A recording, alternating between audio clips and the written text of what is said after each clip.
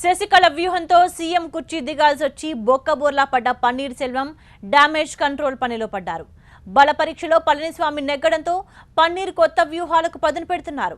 ఇక అసెంబ్లీలో తన బలం నిరూపించుకునే అవకాశం లేకపోవడం, తనతో ఉన్న ఎమ్మెల్యేలపై వేటు పడే అవకాశం ఉండడంతో కొత్త పార్టీ పెట్టే ఆలోచనలో ఉన్నారు పన్నీర్.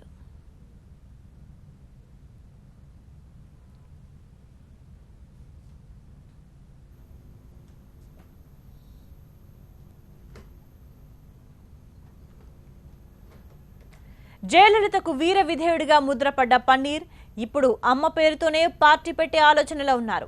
అమ్మ డీఎంకే పేరుతో కొత్త పార్టీ పెట్టేందుకు సన్నాహాలు చేస్తున్నారు పన్నీర్.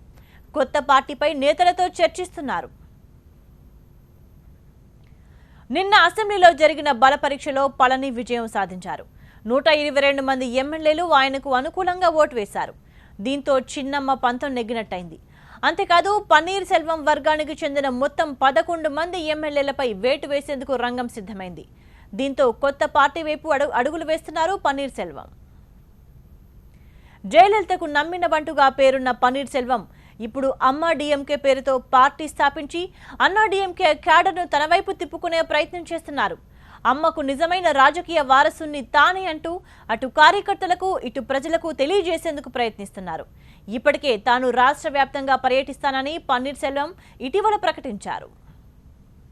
తనతో బలవంతంగా రాజీనామా చేయించారని శశికళపై ఇటీవల తిరుగుబాటు చేశారు పన్నీర్ సెల్వం. దీంతో తమిళనాడులో పన్నీర్ సెల్వం తిరుగుబాటు పెద్ద రాజకీయ దుమారం రేపింది. అయితే పన్నీర్ అమ్మకు తీరని ద్రోహం చేశారని శశికళ ఎదురుదాడికి దిగారు. మరోవైపు ముఖ్యమంత్రి పగ్గాలు చేపట్టేందుకు చిన్నమ్మ ప్రయత్నాలు చేయగా అక్రమ ఆస్తుల కేసులో శిక్ష పడడంతో కథ అడ్డం తిరిగింది. నిన్న జరిగిన బల పరీక్షలో పళని నెగ్గడం, తన వర్గం ఎమ్మెల్యేలపై వేటు పడే అవకాశం ఉండడంతో పన్నీర్ సెల్వంకు ఇక కొత్త పార్టీ పెట్టడం ఒక్కటే చాయిస్. అందుకే ఆ దిశగా ప్రయత్నాలు ముమ్మరం చేశారు. అయితే శశికళ వ్యూహాలను తట్టుకుని పన్నీర్ నిలవగలడా అనేదే $1 మిలియన్ క్వశ్చన్.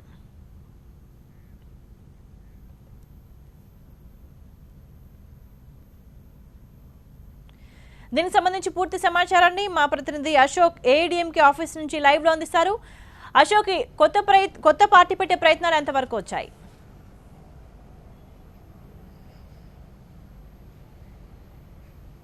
దాదాపుగా ఇప్పటికే పార్టీ నేతలతో పన్నీర్ సెల్వం చర్చలు జరుపుతున్నట్టుగా తెలుస్తోంది.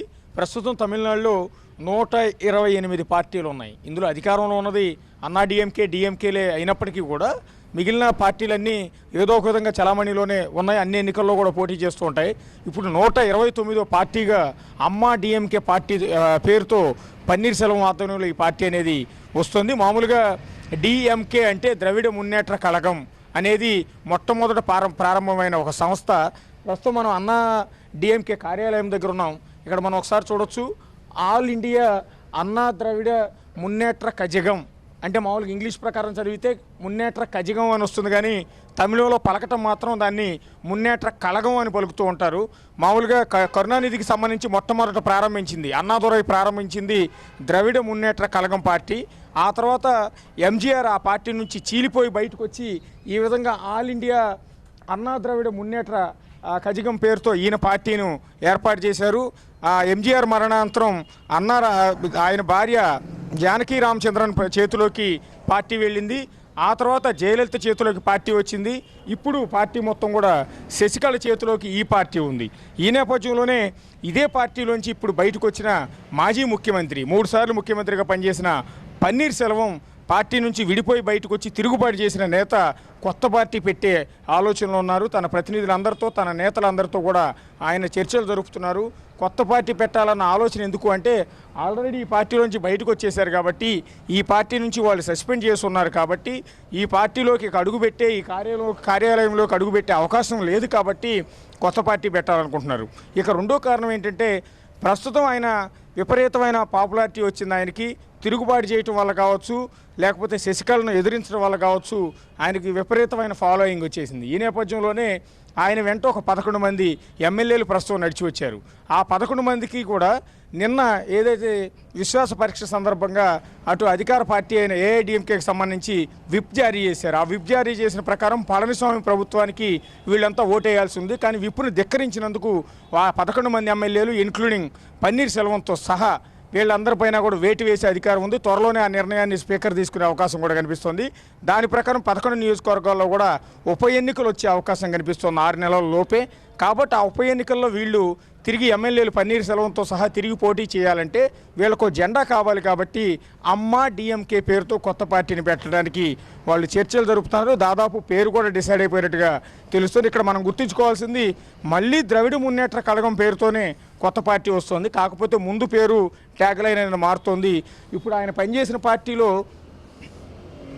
ఆల్ ఇండియా అన్నా ద్రవిడ మున్నేట్ర కళగం అని ఉంటే ఇప్పుడు ఈ ప్లేస్లో యాస్టీజ్గా పేరంతా ఉంటుంది. ఆల్ ఇండియా ద్రవిడ మున్నేట్ర కళగం అనేది యాస్టీజ్గా ఉంటుంది.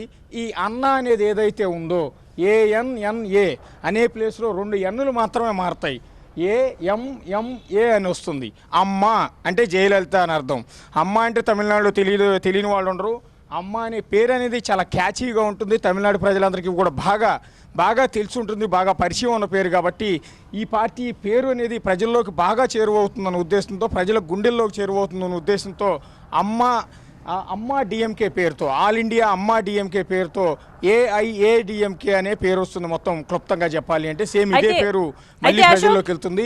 ఇది కూడా మనం ఒకసారి పన్నీర్ సెల్వం గొప్పతనంగానే మనం భావించాల్సి ఉంటుంది.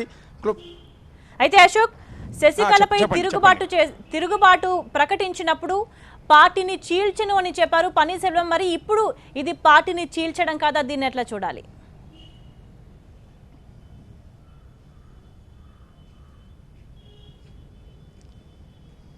రాజకీయ నేతలు అన్నాక చాలా మాటలు చెప్తుంటారు, చాలా వాగ్దానాలు ఇస్తూ ఉంటారు, చాలా కబుర్లు చెప్తూ ఉంటారు. ఇవాళ ఇచ్చింది రేపు ఉండదు, రేపు వచ్చింది ఎల్లుండి ఉండదు. సహజంగా పన్నీర్ సెల్వం కూడా ఆ కోవకు చెందినవారే తప్ప ఆయనలో ఏమి గొప్ప విశేషం అంటూ ఏముండదు. సహజంగా ఆయన రాజకీయ నాయకుడే కాబట్టి నిన్న అవసరాన్ని బట్టి నిన్న కామెంట్ చేస్తుండొచ్చు, ఇవాళ అవసరాన్ని బట్టి ఆ మాటను వెనక్కి తీసుకుంటారు, రేపటి అవసరాన్ని బట్టి ఇంకో కొత్త మాటను చెప్తారు. పార్టీని చేల్చను అన్న సందర్భం వేరు, పార్టీ చేల్చాల్సి వచ్చిన ఈ అవసరం అనేది ఇప్పుడు వేరు. కాబట్టి నిన్న ఉన్న పరిస్థితుల్లో పార్టీ తన చేతుల్లోకి వస్తుందన్న ఉద్దేశంతో పార్టీని చేల్చను అని ఒక కామెంట్ చేశారు, ఒక వాగ్దానం చేశారు. ఇప్పుడున్న పరిస్థితుల్లో తప్పనిసరిగా కొత్త పార్టీ పెట్టాల్సిన అవసరం ఏర్పడింది కాబట్టి పార్టీని చీల్చి బయటకు వచ్చి కొత్త పార్టీ పెట్టుకుంటున్నారు. అది అంతకన్నా పెద్ద ఆన్సర్ ప్రతి ఒక్కళ్ళు కూడా ఊహించిందే. ఇక్కడ కూడా ఆయన గొప్పతనం మనం ఒకసారి ఊహించుకుంటే ఆల్ ఇండియా అన్నా ద్రవిడ మున్నేట్ర కళగం అంటే AIAMDMK అని వస్తుంది. ఆయన పెట్టి కొత్త పార్టీ పేరు కూడా AIADMK అనే వస్తుంది. మనం ఒకసారి గమనిస్తే, ఎందుకంటే అక్షరాల్లో అన్న ప్లేస్లో అమ్మ అని వస్తుంది తప్ప కొత్తగా ఏమీ మారేది కాదు. కాబట్టి జనాలకి కొంత కన్ఫ్యూజ్ అనేది క్రియేట్ అవుతుంది. ఏ పార్టీ కోటేస్తున్నామో పార్టీ సింబల్ దగ్గర ఏమైనా పోల్చుకోవాలి తప్ప పలికే విధానంలో జయలలిత నిన్నటి వరకు నడిపిన ఈ పార్టీ కొత్తగా అశోక్, పన్నీర్ సెల్వం వైపు కేవలం 11 మంది ఎమ్మెల్యేలే ఉన్నారు. మరి ఈ 11 మందితోనే శశికళను ఎదుర్కొనేంత శక్తి ఉందనుకోవచ్చా?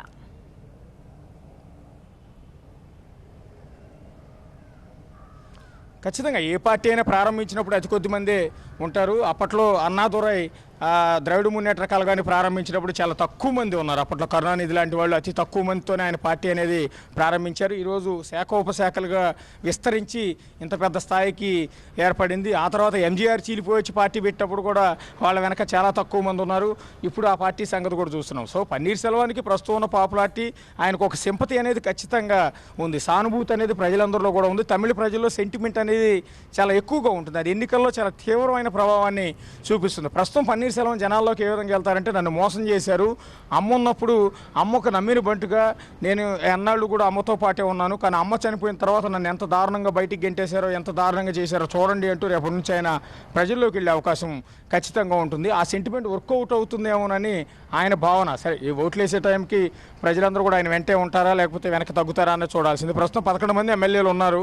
అందులో ఒక మంత్రి కూడా బయటకు వచ్చి ఆయనతో పాటే ఉన్నారు. రేపు ఆ సంఖ్య పెరుగుతుందా తగ్గుతుందా ఏంటనేది ఇంకా చూడాల్సి ఉంటుంది. రేపు ఎన్నికల సమయానికి ఇంకా 4 ఏళ్ల సమయం ఉంది. ఈ 4 ఏళ్ల లోపు ఎన్నైనా మార్పులు జరగవచ్చు. శశికళ వర్గంలో మళ్ళీ చీలికి రావచ్చు, మళ్ళీ అక్కడ గొడవలు జరిగే అవకాశం ఉంటుంది. ఎందుకంటే పార్టీని లీడ్ చేస్తున్న శశికళ ప్రస్తుతం జైల్లో ఉన్నారు కాబట్టి ఈలోపు పార్టీ నడపగలిగిన వాళ్ళు, ఆ సత్తా ఉన్నవాళ్ళు ఉన్నారా లేదా చూడాల్సింది. పళనిస్వామిలో ఆ స్టామినా ఉందో లేదో కూడా మనం చూడాల్సి ఉంటుంది. ఎందుకంటే పార్టీ నాయకురాలే జైల్లో ఉంది కాబట్టి సహజంగానే ఎవరికి వాళ్ళు పెత్తనం చేయడానికి చూస్తూ ఉంటారు. ఏ ఇద్దరికి కూడా పడే సందర్భం ఉండదు. నాదంటే నాదే అంటూ ప్రతి ఒక్కళ్ళు కూడా అధికారం చెలాయించడానికి ట్రై చేస్తూ ఉంటారు కాబట్టి సహజంగానే మళ్ళీ అందులో గ్రూపులు గ్యాంగులుగా చీలిపోవడం అనేది సహజం. కాబట్టి వాళ్ళల్లో చాలామంది పన్నీర్ సెల్వం వైపు వచ్చే అవకాశం ఉంటుంది. దాంతో తన పార్టీ స్ట్రెంథన్ చేసుకోవచ్చు అనేది పన్నీర్ సెల్వం వ్యూహంగా మనకైతే కనిపిస్తుంది. Right, thank you Ashok.